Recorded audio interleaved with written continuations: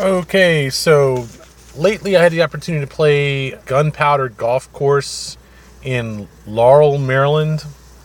It is just south of Route 198 on Old Gunpowder Road, actually just south of Conterra Drive. In any case, it is a shorter course than normal. It is a fairly straight up woods course, and haven't played one of these in a while. This is one of those courses where you got trees left and right, dense trees largely on at least one side of the fairway, where it's, you're going to have trouble if you hit the ball, it's off the fairway, and it's not really a really identifiable fairway on this course. It's more like just short rough everywhere except in the trees and on the green. And really near the green there's some rough. Some of it depends on exactly, there's some parts where it's thicker than other parts. Some parts it's thinner than other parts because the grass hasn't really grown well. But in general, it is a fairly consistent layer of grass, which is maybe somewhere between a half inch to 2 inches thick, with no real fairway, but still, I mean, there are certainly parts where it's like cut slightly differently and it's a little bit of a fairway, but it really isn't short enough to be a classic fairway that you'd see in a really well-maintained course, or classic rough that you would likewise see.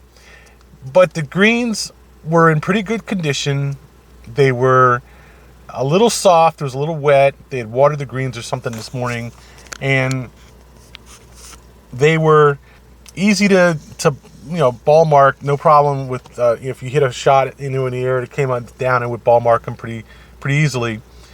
But they weren't slow. The thing is that the greens were just fast enough to be an interesting challenge, and then almost all the greens had some kind of severe slope, severe enough to make them 3-putt greens, in my opinion. They were very hard to putt. I hit some 2-putts. I got lucky a couple times and drilled some 20-footers and stuff, but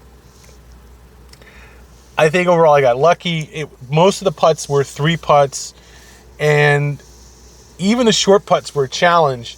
The greens on this course were certainly a putter's challenge. No doubt about it. I'll just put them away, file them away as a good challenge. So let's talk about the tee shots and the approach shots. Now, the course is a little bit on the short side. It's a slope 110 according to someone's standards. I don't know whose, but it's a 6,000 yard course. And what this means, combined with the verticality of the course, it's a significant verticality, significant number of valleys and swales and so forth, and uphills and downhills. Almost all the greens were either an uphill green or a tabletop green of some sort. A lot of the tee shots were elevated. There were a fair number of dogleg lefts and crescent lefts, such that you had to play fades off the. As a matter of fact, on one hole they basically put the tees. We played the gold tees. They had put them behind at least 2 holes. They'd put them behind trees, so you either had to hit a dead straight shot, then a long shot to the green, or play a fade. Or play a high shot over the trees, try to land in front of the fairway. And I think this course was actually a pretty fun course to play. I was surprised by how good it was. I was unpleasantly surprised by how much they wanted to play the course. They wanted $30 on the weekend to play. This course was, it starts off looking like a kind of cheesy rundown course. The clubhouse is really, it's got that Mayberry RFD feel to it, but it's got a reasonable food offerings. I got a barbecue sandwich there, got beer. It was a reasonably decent price. I mean, it wasn't a great price, but it was okay. The benches out next to the putting green to sit on, and I wouldn't call that really great because they had all kinds of wasps and stuff hanging around, the trash cans there, and it was just a little bit crazy. As soon as I opened my food, they were like flying around my table. They're very sensitive wasps. So it wasn't any upscale kind of place. It was really, a shack that had some decent, beer and stuff and food in there. Bathroom was, just this rundown bathroom, nothing, at all impressive. And I think that I enjoyed the course. It was a lot of work to play this course. I sort of walked it. The guy I was playing with a 70-year-old guy. He had a cart. He was riding a cart. So, he helped me, with the ups and downs. And there are a significant amount of verticality in this course. You play almost all the holes over some kind of valley or down a valley or up a valley or something to the next green. And it's really a challenge in terms of verticality. It's not really a challenge in terms of length. Even the longer holes were not really long.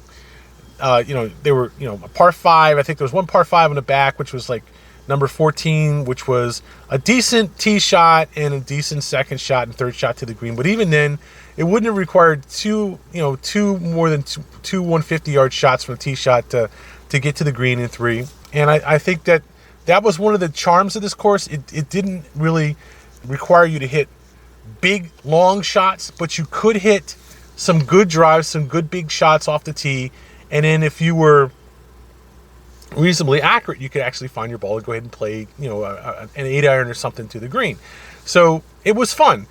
And I have to say it was a legitimate challenge. Even it was more of a challenge not knowing the course, because this course has some funky things going on with it. I think like number 4 or something, you're hitting over this, but on one of them you're hitting at a flag stick in the middle of the fairway. But what you don't know is that flag stick is the one small part that's flat going to the green, which would be called a fairway anywhere else. But on the right side of that, it's actually a big set of bumps and swales and stuff, and it's very easy for you to hit the side of that and go off to the right towards the cart path. And actually on that hole, there's a catch fence, and you're at the back of a small side street off the main street. There's some condos on the right side, and the trees are cut down, and you come around there and you go, whoa, there's a lot of houses here, blah, blah, blah. So it's kind of surprising. Hopefully they'll let that ivy that's there grow over the fence, so that all those condos would be blocked. But on the other hand, there's no fence past the green there, and you see more houses. So there's a moderately significant amount of housing on this course, but we didn't see any greenskeepers at all, not in the slightest. And that was fun to just go out there and play a course without having to worry about greenskeepers at all.